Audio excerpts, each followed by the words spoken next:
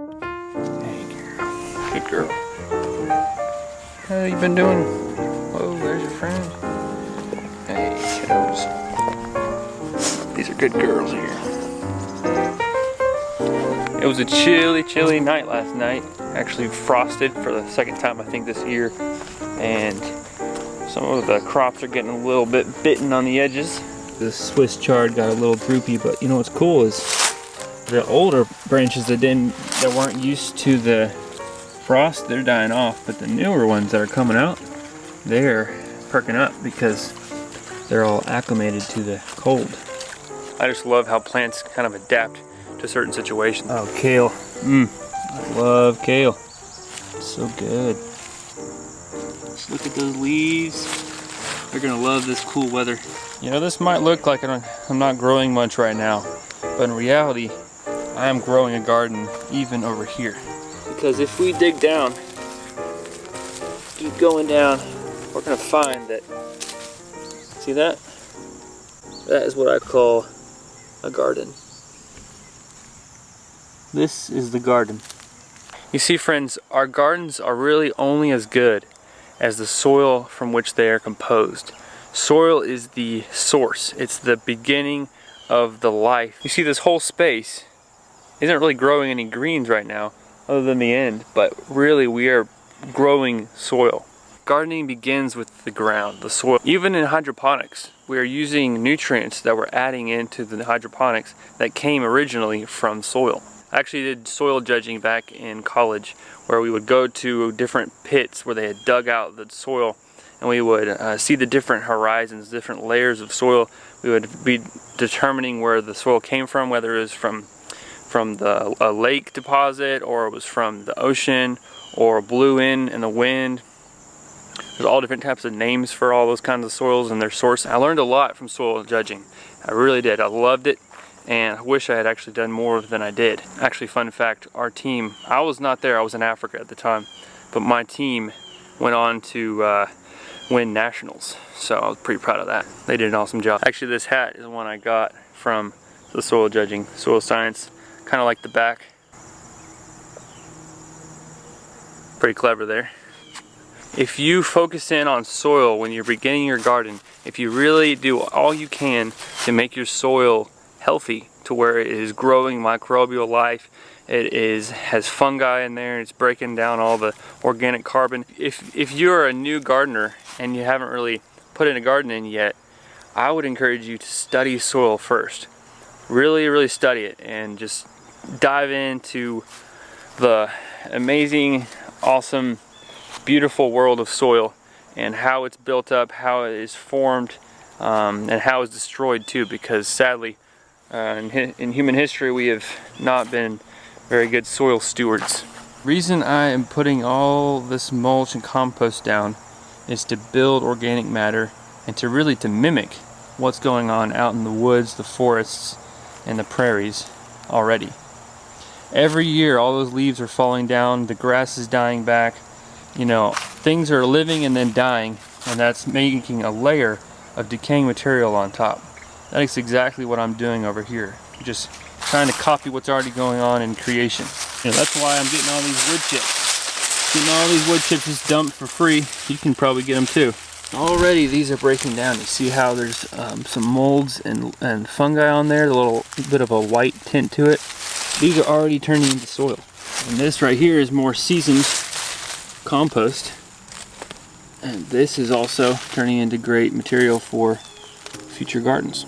Today I have some other work I need to go do, but let's just geek out on soil a little bit, and I'll share some of the cool little tidbits about soil that should make us all a little more thankful for soil. So, according to the USDA, every 1% increase in soil organic matter, that translates into 25,000 gallons of available soil water per acre. I mean, that's a lot of water. All right, you ready for this? Every 1 teaspoon, I mean, that's a little tiny little amount of soil. Every 1 teaspoon of healthy soil actually contains 100 million to even 1 billion individual bacteria. I'm like, what? That's crazy. 1 billion individual bacteria. I mean, I'm I grabbed this soil right here, and I'm like, how many are in here? That's crazy. Soil is also a nice home for all kinds of little insects and bugs. You gotta think about all those little eggs that are laid into soil, all the different types of little organisms that if they didn't have that environment to lay their eggs, they would not be able to do their whole cycle of life. And then we wouldn't have as many bugs and little fun little creatures out there. Another crazy benefit to soils is that they act as like a filtration system. The rain comes down, hits the soil, it sifts through the soil, and then goes to the subsoil layers, eventually getting into aquifers and flowing into streams and eventually into the ocean. Through that process, the water, all of our water is purified. That's why aquifers are full of the cleanest water out there. Healthy soils help eliminate like fossil fuel emissions. They help by, you know, breaking down that carbon. The Columbia University's Institute, they said that soils reduce the fossil fuel emissions by 25%. Wow. Another cool fact is that soil is made up of 45% minerals, 25% water, 5% organic matter, and 25% air. Of course, this is more organic matter than normal soil because it's not really soil yet. It's more of a compost. But isn't that crazy? 25% of normal soil is actually just air. Another thing that soil does is it helps to regulate the temperature of Earth. Just like the oceans, you know, they have a specific heat. All right, let's keep on going with these fun facts. But I need to hop in the car, the truck, I mean, with the guys. We're headed off to do some work. But you remember what soil looks like, we can just talk about it from here on. Oh yeah. Hey, Jonah. Hey. How's it going? What's up? About to go to the coffee shop. Yes, sir. Get some script in, get some schoolwork done. Oh, look at that. From the farm. Good stuff. Look at that, Benj. We got a pair of pears. In fact, Not knowing what's going on. we have two pairs of pears. Out too. 2 pairs of pears. So guys, I've been talking about soil, how it's important for growing plants. Hey Josh. Josh is back there too. Hey. So, anything on the top, off the top of your head? When you think of soil, what do you think of? Josh, Worms. you don't have you don't have as much history with plants and Hey, stuff. I did sell worm castings though. He did. He tried to So sell work. I learned a lot through that. Yeah. So what do you think about it? You think of worms? What else? Microorganisms. There you go. He's been listening to me too much. No, dude, that was all worm studies right there. Oh, there you go. Yep. And whenever the worms eat everything they eat goes through their digestive system, basically their gut, and gets a lot of, ooh, nice Jonah, gets a lot of, you know, microorganisms in there, and those things just like super start and jump start plants and things like that. So that's why castings, worm castings, are such vital nutrients to everything about growing. So there you go. It's true. Good job. Not super specific, but microorganisms. Yeah.